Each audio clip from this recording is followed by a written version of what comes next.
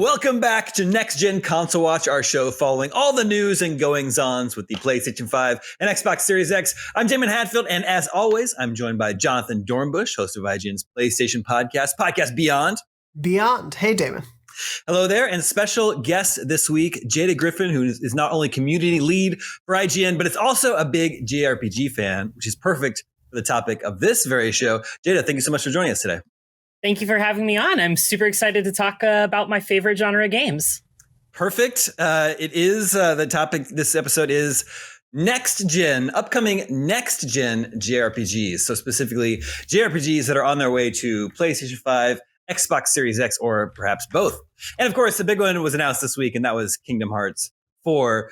Jonathon, I know you're a big fan. Was the announcement of the next entry in the series a surprise to you? A little bit yes and no. This was, of course, for the 20th anniversary event for Kingdom Hearts.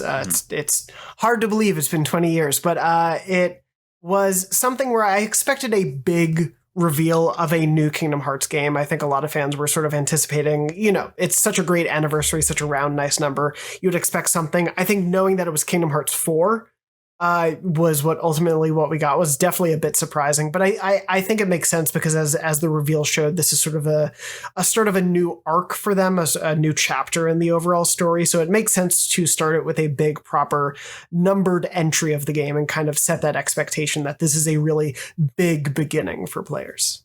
Jade, are you a Kingdom Hearts fan? I am a huge Kingdom Hearts fan. I've played all of them to completion minus the mobile. And 3, I'm like halfway through 3. But I'm a huge fan of 1 and 2, Chain of Memories, the Dream Drop Distance. Like, I played all of them.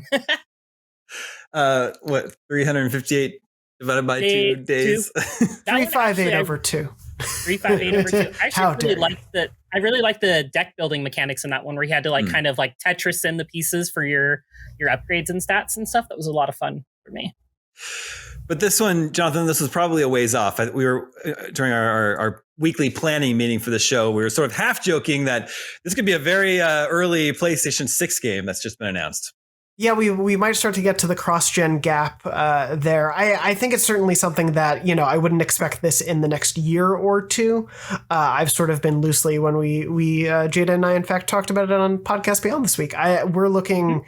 I think at least probably 2025 would be my guess, but it's something that I think we're going to definitely see a shorter gap than we did between 2 and 3, and certainly between the announcement of 3 and the release. I think they know, like, the series is definitely at a big moment. People are very interested to see where it goes. It's obviously big whenever they can get the Disney stuff involved. So I think, it makes sense to kind of strike while the iron is hot. See, 2025, the PS5 Series X would be 5 years old at that point. So maybe a little early for PlayStation 6, but time will tell. Sorry, there's a lot of chant. It's potty training is going on in my house, and there's a lot of cheering for, I guess, what was a successful potty. So good job. Congratulations.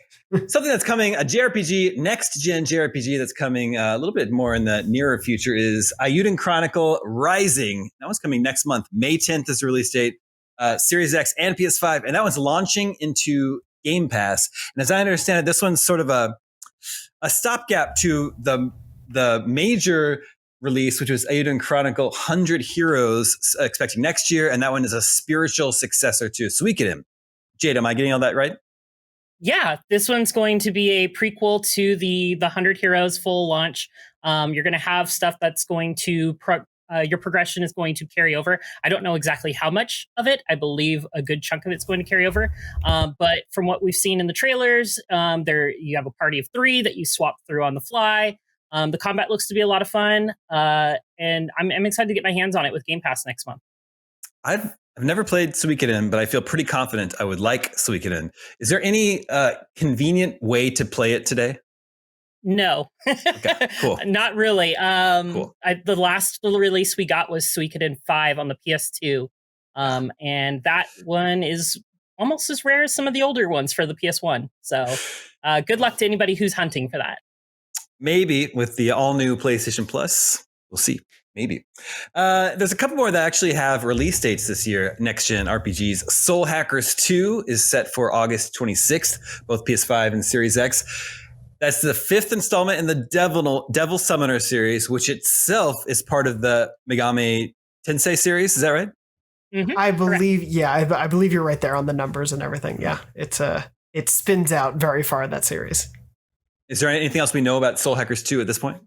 I think we're continuing to see gameplay come out for it. I think Atlas has slowly rolled out new videos here and there. So we're starting to see more and more of it. You know, the like SMT, I guess, overarching and its subgenres is at a pretty popular moment because, of course, Persona spun out of SMT and is probably even, you know, at a bigger moment because of the popularity of Persona 5 and Persona 5 Royal. Soul Hackers and Devil Summoner itself is definitely a little bit smaller. This one's interesting because it will be this big console release. I believe Soul Hackers 1 was a DS or 3DS game. I forget which exactly, but this one is announced. I don't believe it's yet announced for Nintendo. So it's one of those weird things where to play the old one, you'll have to do some console swapping and whatnot. But, you know, definitely that series SMT5 recently came out. It's definitely in its moment for sure. So this is another one. I think hopefully it'll be somewhat welcoming for newcomers as well. Well, one of these upcoming JRPGs is a PlayStation 5 exclusive. It's set for October 11th. That's Forspoken. Maybe that's stretching the actual definition of a JRPG. It's an action RPG made in Japan, again, from Square Enix. Forspoken. This one was recently delayed, Jonathan. I feel like people are having, is it fair to say people are having a little bit hard time getting excited for that one? I think we've seen it at a lot. I don't think it's quite reached Deathloop levels of state of play saturation for people, right. But we've certainly seen it plenty of times. And I think the first couple showings, you got the idea of what could be cool, but some of the questions about, you know, is the world going to be too sparse? Is it going to be kind of barren as you're going across the landscape? That stuff wasn't quite getting answered quickly enough. And we've definitely seen a lot more of it, you know, before we actually started. Jada was talking about, you know, seeing some of the recent gameplay and loving it. So I certainly am happy to throw to her. But I think we're starting to see more and get a better sense of what the game actually is going to be. And it is exciting. But I think at this point, it's kind of like, we just want to play it. We know as much as we're going to know until we actually get our hands on the game. Well, of course, Deathloop would go on to get a 10 from Yes. IGN. So Forspoken can only hope it's in the same company as Deathloop. Jada, how are you feeling about Forspoken these days? You know, I was a little shaky on it at first, just because they had been so kind of playing it close to the vest and not sharing enough of the information about the game. But after seeing some more of the gameplay, the different spells, the combinations, it's kind of got that spell break kind of BR feel where you can mix and match spells. And I'm really excited for that. I love experimentation in my RPGs where I can kind of like, oh, what can I do with this water spell and a fire spell or this earth spell and a wind spell? What do these combine into? So I'm really looking forward to just kind of flexing those kind of theory crafting with the combat. And that's really what's got its hooks in me. Of course, there's some very, very high profile upcoming JRPGs, very highly anticipated games like Final Fantasy 16 and then the second part of Final Fantasy 7 Remake. We're going to get to those in just a second, but there's a few more that are still expected to come sometime in 2022, although they don't have a release date. One of those currently is I'm a little suspicious of. Grand Blue Fantasy Relink is currently set for 2022 on PlayStation 5. However, I believe this game was announced in 2016. So, 6 years ago now, and then Platinum was co-developing it at one time with Cygames, and then somewhere along the line, Platinum backed out. So, I don't know, Jonathan, Jada, either of you have a sense if this game is actually vaporware? Jada, if you want to go ahead. I mean, it's so tough to tell. Like, there's a lot of gameplay that is out online that you can watch and see how it plays. It kind of gives me a very Tales of series vibes for the gameplay, but a little bit more convoluted or complex, at least from the initial images and gameplay. But I just don't know about this one. Like, I've really liked a lot of the other Grand Blue stuff that's released because they had like a fighting game and they've had a bunch of others. But I just don't know about seeing this one yet. Yeah, I don't know about that one. Prove me wrong, Grand Blue Fantasy. Yes. Another one that, again, from Square Enix, anytime you're talking about JRPGs, you're going to spend some time talking about Square Enix games. And one of them is, I hope I'm pronouncing it correctly. Is it Diofield Chronicle? Diofield Chronicle? Do we know? I've been going Diafeld, but it could be Diafeld as well. Well, it's another turn-based strategy game for PS5, Xbox Series X, expected this year, and it seems to be sort of like a next gen answer to Triangle Strategy, which was recently released on Nintendo Switch, and has that really awesome HD 2D pixel art style. Diofield has a little bit more, just a bit more of a modern look to it. But I love turn-based strategy games, so I'm definitely looking forward to that one. Jada, how about you? Yeah, this one looks great. I think it's kind of from the footage that we've seen so far, kind of gave me like a Fire Emblem meets Final Fantasy 12 kind of combat system with some Valkyria Chronicles. Like it's all just kind of this amalgamation of strategy RPGs, and if they get the formula right and the right combinations, I think it could be very successful. I think a lot of people might be sleeping on it just because it is kind of an odd name and it's not a established franchise. But it's definitely one that I've got on my short list to kind of dive deeper into. Yeah, I've been playing a lot of Triangle Strategy lately on my Switch, and I love that one. So just a few others. One Piece Odyssey is expected at some point this year, both PS5, Series X. Star Ocean, The Divine Force, I believe the latest in the long-running Star Ocean series, both PS5, Xbox Series X, and then Valkyrie Elysium, the latest entry in the Valkyrie Profile series, also expected this year. That one's for PS5, so lots to look forward to, even in the just still to come this year. But looking beyond this year, there's a couple of the games that I think fans of JRPGs are really looking forward to. Final Fantasy 16 being one of them. That was revealed. Jonathan, help me out. Was it 2 years ago now at a State of Play? I want to say it was 2020 was one of the PlayStation showcases. Yeah. Yeah. So, it's been quiet for a long time. What's your sort of sense? When do you think we might see more and actually get to play Final Fantasy 16? I mean, my hope is that we get to see it this year. I would love to optimistically shoot for an early release next year is kind of where I'm hoping for. I think there was a hope maybe at the beginning of this year that FF16 would come to fruition at the end of 2022. I'd be shocked though if Square puts out Forspoken and FF16 in the same window, just because that would, I think, gobble up a lot of the potential for Forspoken to get the spotlight at that point. So, I'm hoping for 16 next year. I hope we'll see more of it. I do know that they've said in terms of showing the game that they didn't really want to show more until it was very close to completion. Final Fantasy 15, I think, had a bit of a notoriously long development cycle, obviously switched what game it was when it was previously versus 13 and whatnot. So I think they kind of want to show this one when it's more in a ready state, when it's something that they can confidently give a release date or release window for and not have to push back. So I think that's the only reason it's been quiet. I've not been too worried about it as a result, but it's a really exciting one because it does go back to a bit of a classical high fantasy feel, at least from what we've seen in the trailers to it. And I think there's a lot of potential there for a Final Fantasy game. So I'm really looking forward to it. I think a lot of the audiences as well. And yeah, hopefully maybe this summer we'll see something. I'm excited for it. I liked 15 quite a bit. 16, from what we have seen so far, seems to be taking a little bit more of a serious tone, which is all right by me. Jada, where'd you come down on Final Fantasy 15, and are you excited for 16? Just Platinum 15 at tail end of last year, so I say I liked it a bit. But 16 looks great. It's got the same producer that's going to be working on it from Final Fantasy 14. I also think that's part of the reason why we're kind of getting some time to wait on 16 is because they're giving 14 its time to shine. They just had the great Endwalker expansion that launched recently. And then there's so many other Square RPGs that they're starting to roll out that we've talked about today already, and more I'm sure we're going to mention, that I don't think they're in a rush to bring out 16, which is totally fine by me. I want it sooner rather than later, but I'm okay with waiting to make sure it's that top level quality Final Fantasy. What do we think will be out first, Final Fantasy 16 or the second part of the Final Fantasy 7 remake? Ooh, I'm going to have to go with, I think I'm going to go with 16, just because I feel like they're really going to milk the time for Final Fantasy 7 remake. I wouldn't be surprised if we get another intermission DLC before we see 16, because we just got the excellent Yuffie DLC was that a year ago now? Yeah, I think so. Yeah.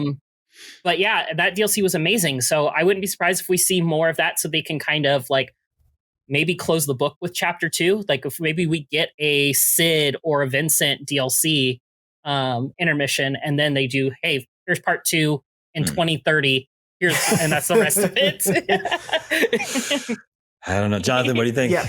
It's a really interesting one because I mean, at the very least we've seen 16, like we've seen a trailer with gameplay or in-engine stuff. Remake Part 2, I think it really depends on the scope of the remake project because they've never said how many parts it's going to be.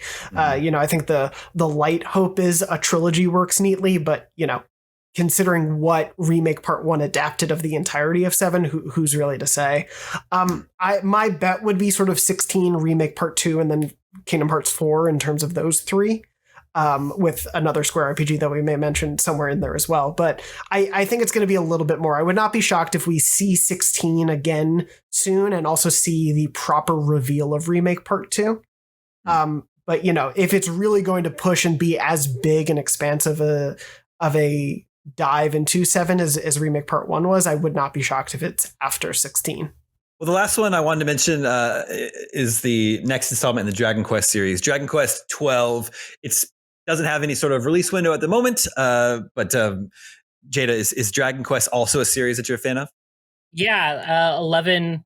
Actually, to be fair, 11 was the first one I really got hooked into and played to completion.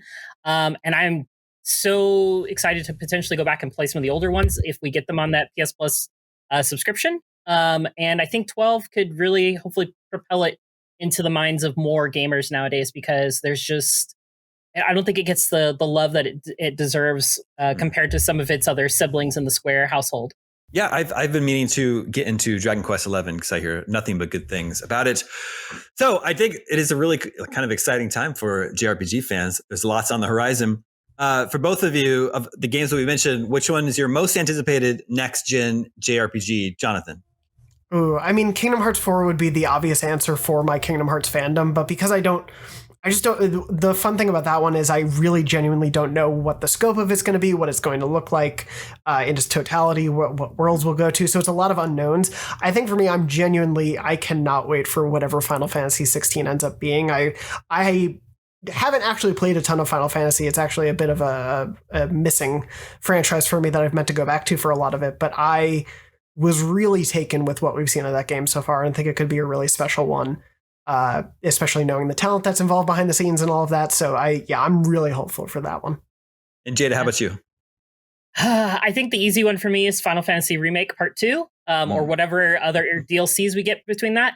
But the underdog that I'm kind of really low-key excited for is the Star Ocean Divine Force. Oh, wow. I've been a big fan of Star Ocean since Second Departure. With my favorite, I think, in the franchise still being Till the End of Time on the PS2. So I'm really hoping they can really capture some of that, just the greatness of what Star Ocean was in the past and modernize it for the upcoming game. So we'll see how that looks or how it turns out. But that's my low key one is Star Ocean. I would probably go with Diofield, however it's pronounced, just because big turn-based strategy fan, as I said, playing a lot of triangle strategy right now. And this looks kind of like a prettier version that I expect would look very nice on my either PS5 or Xbox Series X, wherever I end up playing it. Before we go, we have the results of the poll from last episode. We asked, what Unreal Engine 5 game are you most looking forward to? And coming out on top, not even a contest, was the next gen Witcher 4, whatever it ends up being called. Almost 60% of the votes.